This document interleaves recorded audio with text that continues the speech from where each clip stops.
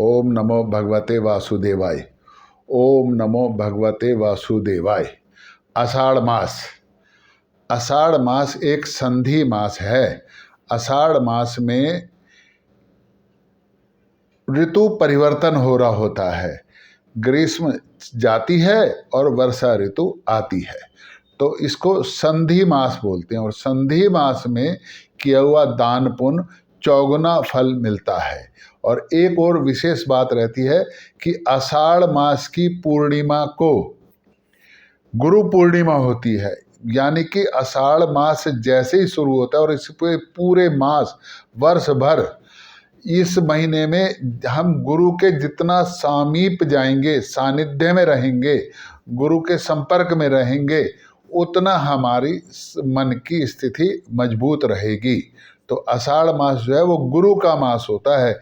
गुरु के संपर्क में रहे, पूरे वर्ष भर नहीं होता। मैं तो शुरू से कहता हूँ कि गुरु कभी भी अपने साथ नहीं जोड़ता, वो शिक्षा देकर कहता है कि जाओ जगत में, अब जो मैंने सिखाया उसका अपना वो विधान करो। तो लेकिन आषाढ़ मास एक ऐसा मास है जब हमको गुरु के एक दिन कम से कम समीप जरूर जाना चाहिए। तो और गुप्त नवरात्रे भी आषाढ़ मास में आते हैं। एक नवरात्रे होते हैं और एक गुप्त नवरात्रे होते हैं। गुप्त नवरात्रों में मंत्र शक्ति जागृत करने का अपना विधान है। वो फिर कभी गुप्त नवरात्रों के बारे में बनाएंगे तो वो बताएंगे। लेकिन फिर भी जिन लोगों ने गुरु का मंत्र लिखा है या कोई और मंत्र है, तो वो अगर गुप्त नवरात्रों में उनको जपेंगे विधि विधान के साथ, तो वो नवरात्रे वो जो मंत्र हैं वो जपने से उनको चौगुना लाभ मिलने वाला है। ये एक आषाढ़ मास का वो होता है। आषाढ़ मास में साधारणतः कुछ दान पुण्य करने का भी विशेष लाभ है। जैसे अगर मान लो आपको लग रहा है कि मेरा आत्मविश्वास कमजोर हो रहा है क्योंकि ऋतु बदलती है ना जी, तो थोड़ा सा लगता है, तो छतरी दान करनी चाहिए ब्राह्मण को, है ना जी। कभी कभी लगता है कि भाई हम जो है कोई व्यक्ति हमको मीठा बन करके और लूट रहा है या हमको सता रहा है, ऊपर से तो बड़ा मीठा है लेकिन अंदर से सता रहा है, तो आषाढ़ मास में सिर्फ नमक, आटा, चावल जिसे सीधा बोलते हैं ना जी, तो नमक की मात्रा ज़्यादा करके वो दान कर देंगे तो आपको इस प्रकार की समस्या की कोई हमको मीठा बन के हमको पता ही नहीं चलता कब हमें ठग लेता है या हमारी बेइज्जती कर जाता है, तो ये सीधा सिर्फ आषाढ़ मास में ये एक उपाय है।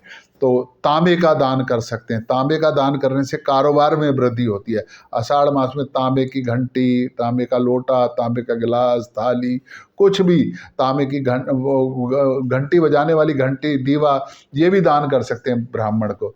तो गुरु को भी गुरु के वस्त्र दान जो तो हम करते हैं गुरु पूर्णिमा वाले दिन, तो गुरु को वस्त्र दान करना, ब्राह्मण को नमक, सीधा, तांबे का बर्तन, ये सब का। अब अगर आपको विदेश जाना है तो एक छोटा सा उपाय है, ब्राह्मण को खड़ाऊ दान कर दो। आप जब वस्त्र दान करो तो उनके साथ साथ उनको खड़ाऊ भी दान कर दो, है ना। तो खड़ाऊ दान करने से बहुत जल्दी विदेश यात्रा का योग बन जाएगा। तो आषाढ़ मास में देव भी सो जाते हैं। देव शयन एकादशी आएगी ना जी अब, तो आषाढ़ मास में देव सो जाते हैं। जब देव सो जाते हैं तो गुरु का महत्व और भी बढ़ जाता है। तो गुरु की पूजा करने का, गुरु के समीप जाने का, जैसे मैंने पहले बताया, तो गुरु के समीप जाने का वो होता है। अच्छा, मंगल और सूर्य की, क्योंकि मैंने बताया कि भाई ये संधि मास है, तो संधि मास में एक अपना आत्मविश्वास, तबीयत भी खराब रहती है, तो मंगल और सूर्य की उपासना करेंगे तो संधि मास में ज़्यादा अच्छा हम सबको लाभ रहेगा। तो सूर्य की उपासना और मंगल की उपासना भी संधि मास में करनी चाहिए। रथ यात्रा भी निकलेगी, भगवान जगन्नाथ की रथ यात्रा भी निकलेगी। तो आजकल तो भारत के सभी शहरों, प्रमुख शहरों में रथ यात्रा निकलती है और कुछ गाँव में, कस्बों में भी निकलती है, तो हमको रथ यात्रा में भाग होना चाहिए। एक और विशेष बात है, आषाढ़ मास में तीर्थ यात्रा करने का बहुत फल मिलता है। आप पूरे वर्ष भर तीर्थ यात्रा करें, कोई दिक्कत नहीं, लेकिन आषाढ़ मास में भी तीर्थ यात्रा करनी चाहिए। और आषाढ़ मास में हम तीर्थ यात्रा करेंगे तो उसका विशेष फल मिलेगा। तो आषाढ़ मास में जरूर एक तीर्थ यात्रा करनी चाहिए। और मेरा तो सुझाव है कि कम से कम 2 या 3 मंदिरों में, या दूर, अपने क्षेत्र से दूर जा कर के मंदिरों में तीर्थ, जो भी आपको तीर्थ अच्छा लगता है उस तीर्थ पे तीर्थ यात्रा करके आनी चाहिए।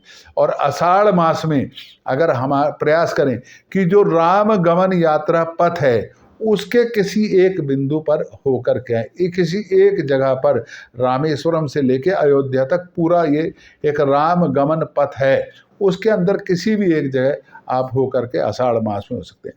भगवान विष्णु की आराधना करेंगे आषाढ़ मास में देवसैनी एकादशी पर, या उससे पहले भी कर सकते हैं, देवसैनी एकादशी से पहले या उस पर आप अगर भगवान विष्णु की उपासना करेंगे और गोपाल संतान मंत्र का जाप करेंगे तो निश्चित तौर पर आपको संतान की प्राप्ति होगी।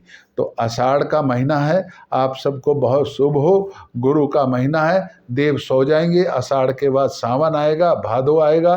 तो ये सारा जो अब है ये शक्ति प्राप्त करने के दिन आ गए हैं, क्योंकि चतुर्मास प्रारंभ हो गया और चतुर्मास में बरसात में इधर उधर कहीं जा नहीं सकते, तो घर रहकर, उसके बाद घर रहकर उपासना करनी, मंत्रों को सिद्ध करना, मंत्रों का जाप करना, गुरु के सानिध्य में रहना, ज़्यादा इतना नहीं। अभी आषाढ़ में हम तीर्थ यात्रा कर सकते हैं, तब सावन भादों में तो तीर्थ यात्रा कम हो जाएंगी, है ना। तो वो अपना घर में रह करके भगवान की, फिर सावन में तो भगवान शिव का वो शुरू हो ही जाएगा। तो आषाढ़ मास में भगवान विष्णु की जितनी भी उपासना हम करेंगे देवसैनी एकादशी से पहले, तो वो संतान सुख और संतान लाभ आपको मिलेगा, संतान से सुख मिलेगा, और जिनके संतान नहीं है उनके संतान होगी।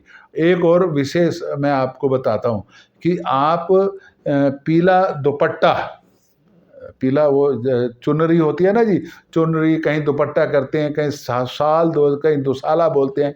अगर आषाढ़ मास में आप लक्ष्मी नारायण जी की मूर्ति पर चढ़ाकर आ जाएंगे तो आपको धन भी मिलेगा और संतान सुख भी मिलेगा। बहुत छोटा सा उपाय है आपको। और अगर उस दिन बृहस्पतिवार को चढ़ा के आए तो और भी लाभ रहेगा। आषाढ़ के बृहस्पतिवार वाले दिन आप पीला दुपट्टा, पीली शाल, पीला गमछा, जो भी अच्छा है, लेकिन मैं पहले भी कहता हूँ सिर्फ चढ़ा के आना है। उसका भगवान को चढ़ा के आएंगे तो बाद में कोई उसका इस्तेमाल भी कर सके। ऐसा ना हो कि जान मान कोई कपड़ा, पीले रंग का कपड़ा खरीदा एकदम जान मान सा, और वो ना, जितना अपनी यथाशक्ति यथा योग्य, जितना सुंदर से सुंदर आप कपड़ा वहाँ चढ़ा के आ सकते हैं उतना सुंदर कपड़ा आप वहाँ चढ़ा करके आइए।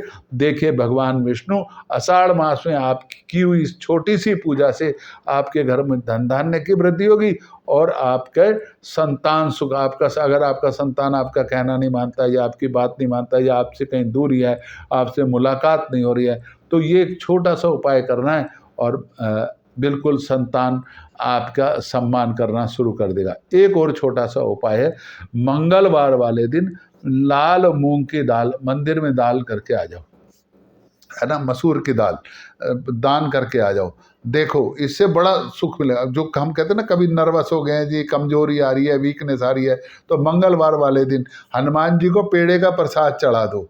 फिर आप देखो बूंदी का प्रसाद चढ़ा दो। अगर आपका पैसा बिल्कुल एकदम पैसा कहीं अटक गया है तो बूंदी का प्रसाद चढ़ा दो। साधारणतः सब चढ़ाते हैं बूंदी का प्रसाद, लेकिन अगर संकल्प करके आपने चढ़ा दिया 5 मंगलवार, भाई ये संकल्प कर लें कि ये मेरी जो पैसा फंसा हुआ है ये मिल जाए, या कहीं भूमि का डिस्प्यूट चल रहा है, तो भूमि का डिस्प्यूट चल रहा है तो आषाढ़ मास में ही हनुमान जी को चोला चढ़ा दो, तो वो भूमि का डिस्प्यूट भी समाप्त हो जाएगा। ओम नमो भगवते वासुदेवाय, ओम नमो भगवते वासुदेवाय, ओम नमो भगवते वासुदेवाय।